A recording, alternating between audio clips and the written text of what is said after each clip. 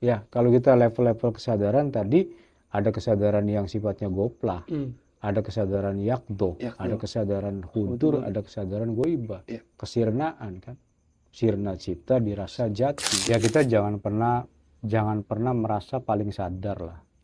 Ya, misalkan orang menganggap Anda itu hanya melakukan ritual, orang hanya dogma, hanya doktrin. Ya kan menganggap orang lain itu patuh hanya karena dogma. Betul orang yang patuh karena dogma yang dia sebut patuh karena dogma itu lebih sadar daripada dirinya. Anda beragama karena dogma, Anda beragama karena doktrin. Anda beragama sebagai bentuk fanatisme. Sepanatik-fanatiknya, sedogma-dogmanya, sedoktrin-doktrinnya, dia pernah merasakan nikmatnya taat kepada Sang Maha Spirit, Sang Maha Esensi Allah Subhanahu wa Ta'ala, yang tidak akan pernah bisa dirasakan oleh orang yang merasa sok paling sadar.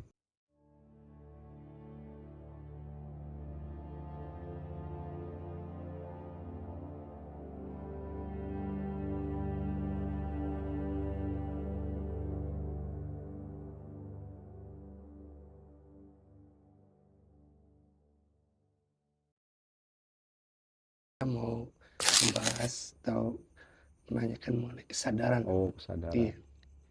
Bukan kengantukan. Bukan kengantukan. Nah ini nih. Iya. Anda seringkali juga mengatakan bahwa ya kalau kita di Islam itu kesadaran ataupun dalam hal apapun itu selalu paling tertinggi gitu, puncak tertinggi gitu. Nah, saya tanyakan adalah kesadaran apa gitu yang maksud adalah di kita di Islam ini adalah kesadaran tertinggi. Itu kan sujud.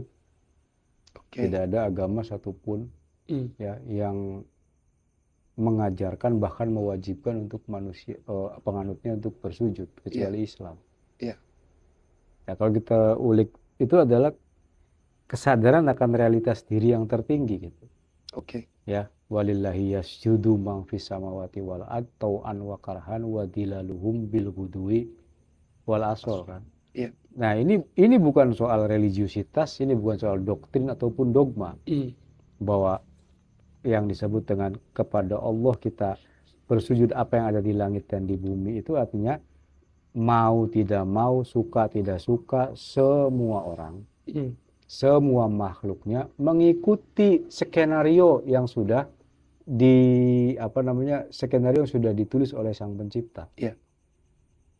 Benar apa enggak? Dan dia tidak pernah ikut kerjasama untuk menskenariokan itu. Misalkan pohon mangga, dia nggak pernah kerjasama atau bergaining apakah saya jadi durian apa jadi mangga kan. Dia tumbuh jadi mangga begitu saja, kemudian nanti kapan dia berbuah, kapan daunnya berguguran, kapan dia membesar, itu semuanya mengikuti mekanisme Sang Pencipta. Berarti kan itu sujud kan? Ya. Benar apa enggak? Kemudian matahari, dia nggak bisa melawan arusnya takdir, arusnya arusnya Sang Maha Pencipta, bahwa dia muncul di siang hari. Begitu kan? Apakah dia yang membuat siang atau siang yang membuat dia ada? Gitu kan? Artinya dia sudah tunduk pada putaran nasib, putaran takdir semuanya. Walillahi yasjudu man fis samawati wal ardi. Ya kan, tau'an wa karhan. Kalau kita amati semua alam itu, ya, yang mestinya tumbuh, yang mestinya mati, yang kemudian mesti berbuah, yang berbunga, yang jadi babi tidak bisa jadi anjing kan, yang jadi anjing tidak bisa jadi kambing gitu. Yang kambing makannya rumput, yang yang singa dia kalau lapar nggak doyan rumput, yang dia cari adalah ini kan daging, yang herbivore, yang karnivore, yang omnivore, semua menjalankan tugas dari Sang Maha Pencipta. Ya kan, misi takdir itu semuanya. Artinya itu walillahi yasjudu. Semuanya sujud kan. Nah, kemudian orang Islam diajarkan untuk memahami itu. Ya. Nah, diajarkan jasad ini untuk memahami, menyadari dengan kesadaran tertinggi, tundukkan kepalamu sampai serendah-rendahnya. Gitu kan? Kepala itu kan isi kesadaran. Kan begitu kan? Iya. Ya, makanya bukan kemudian hanya klaim bahwa Islam itu kesadaran tertinggi gitu, bukan. Ya, silahkan secara jujur gitu, secara jujur dianalisis gitu kan. Ya. Kan ini kalau di zikir itu kan menurut Ibnu Athaillah kan ada ghaflah, yaqdha, hudur gitu kan. Nah, di yaqdha ini kan bisa kita artikan sebagai zikir yang secara sadar gitu. Lebih dalam lagi ada hudur, hadir gitu. Nah, dari penjelasan yang tadi itu berarti kita juga memahami bukan hanya dalam arti wilayah kesadaran, tapi ada suatu kehadiran gitu dalam kesadaran kita. Ya, contoh begini, nawaitu taqarruban ilallah afdalu dzikri fa'lam annahu la ilaha illallah. Kemudian kita wirid dzikir la ilaha illallah, la ilaha illallah, la ilaha illallah, la ilaha illallah, la ilaha illallah gitu kan. Nah, ada yang mengucap la ilaha illallah, la ilaha illallah kayak biasanya kan kita waktu kecil atau teman-teman kita pas tahlilan. La ilaha illallah, la ilaha illallah, la ilaha illallah. Kebanyakan kita nggak tahu, itu secara fenomenal aja ya. Isi hati kan nggak tahu, hanya Allah yang tahu. Tapi kita sendiri aja lah. Itu namanya dzikir ghaflah. Ucapan yang ucap, pikirannya entah kemana, apalagi rasanya. Itu namanya dzikir ghaflah. Tapi itu bagus daripada nggak dzikir sama sekali, kata Syekh Ibnu Athaillah. Ini kaitannya dengan kesadaran. Berarti kesadarannya itu dia hanya kesadaran di ucapan kan. Kemudian ada yang yaqdha itu hadir. Hadir itu hadir consciousness-nya, memahami kalimah. Gitu kan? Misalkan la ilaha illallah. Paling tidak terjemahannya kan tidak ada Tuhan selain Allah, tidak ada Tuhan yang, atau lebih jauhnya misalkan tidak ada Tuhan yang layak yang berhak disembah kecuali hanya Allah. Ya. Nah, la ilaha illallah, la ilaha illallah, paham artinya gitu, paham terjemahnya. Berarti kan hadir kan, kesadaran consciousness kita tuh, kesadaran intelek atau kesadaran akal kita hadir kan di situ. Yaqdha namanya. Kemudian ada kesadaran hadir di rasa, yaqdha rasa. Ini baru yaqdha. Jadi yaqdha yang pertama adalah yaqdha secara rasional dulu, akliyah. Kemudian ada yaqdha yang rasanya memang bangkit, terasa banget.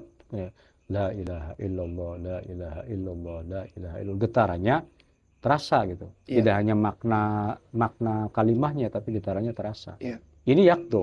Kemudian hadir. Allah memang hadir gitu. Allah hadir dalam tubuhnya, dalam rasanya, dalam pikirannya, dalam akalnya, dalam sukmanya gitu. Itu namanya dzikir hudur gitu kan. Dan katanya lebih jauh dari itu ada dzikir apa? Goibah.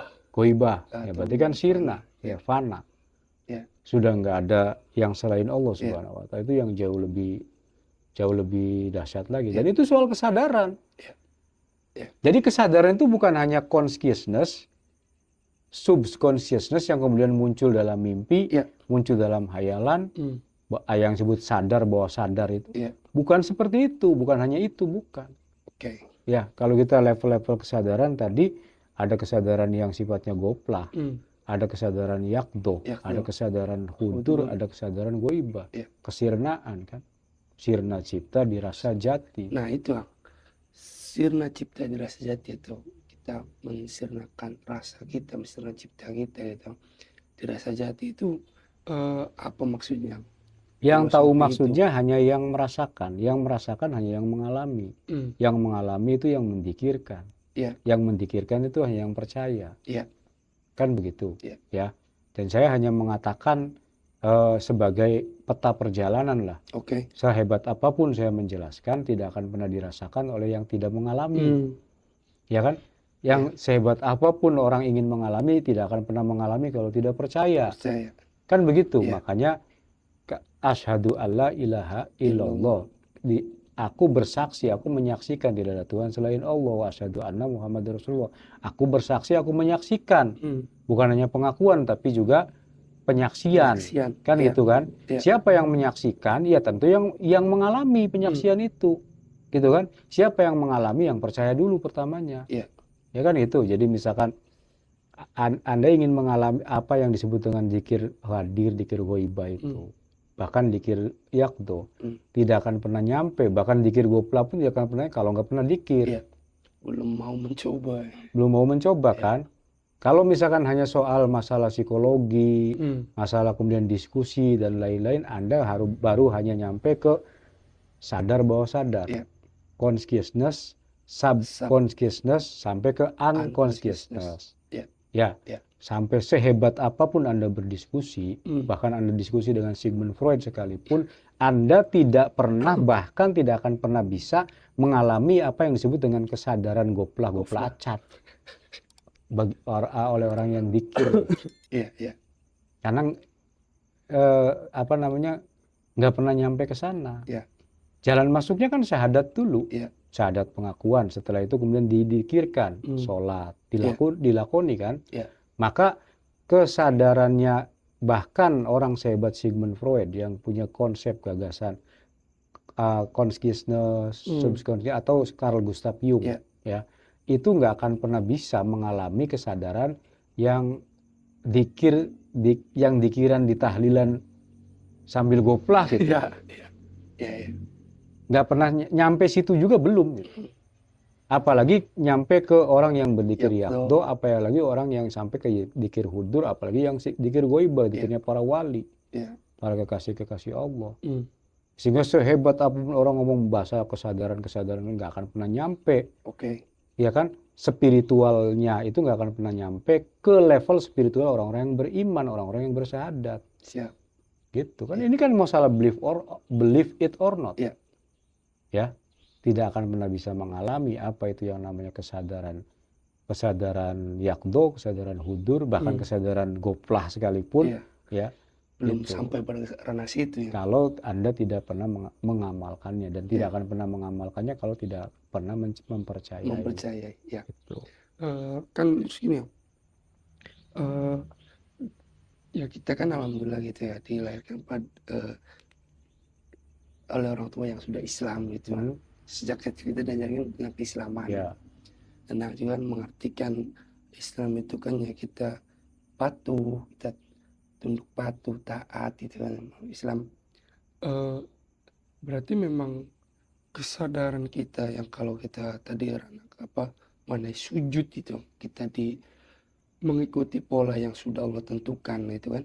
Lah, lantas bagaimana kalau kita sendiri masih ada rasa belum kepercayaan itu, belum pada sampai ketunduk kepatuhan yang sebenar-benarnya gitu. Ya, kita jangan pernah merasa paling sadar lah. Ya, misalkan orang menganggap Anda itu hanya melakukan ritual, orang hanya dogma, hanya doktrin. Ya kan, menganggap orang lain itu patuh hanya karena dogma. Betul, orang yang patuh karena dogma yang dia sebut patuh karena dogma itu lebih sadar daripada dirinya. Begitu kan? Orang yang sudah merasakan nikmatnya sujud, ruku, nikmatnya taat kepada Allah Subhanahu wa taala kan. Sang Maha Spirit, ya, Sang Maha Esensi. Itu nggak pernah akan bisa dibandingkan dengan orang yang paling merasa sadar sekalipun. Ya, Anda beragama karena dogma, Anda beragama karena doktrin, Anda beragama sebagai bentuk fanatisme. Sepanatik-fanatiknya, sedogma-dogmanya, sedoktrin-doktrinnya, dia pernah merasakan nikmatnya taat kepada Sang Maha Spirit, Sang Maha Esensi Allah Subhanahu wa taala, yang tidak akan pernah bisa dirasakan oleh orang yang merasa sok paling sadar, sok paling spiritual. Kan begitu kan? Ya. Sok paling berkelimpahan. Iya kan? Gitu. Nah, sok paling tercerahkan. Kadang orang tercerahkan itu diam. Dia merasakan nikmatnya sujud, nggak kemudian banyak bicara begini-begini, enggak. Tapi dia sudah merasakan nikmatnya ruku, nikmatnya sujud, nikmatnya apa yang oleh orang-orang yang nggak suka tuh nikmatnya dogma, nikmatnya doktrin. Ya kan? Ya, mereka menuduhnya ini karena doktrin, ini karena dogma, ini karena ini dan itu kan.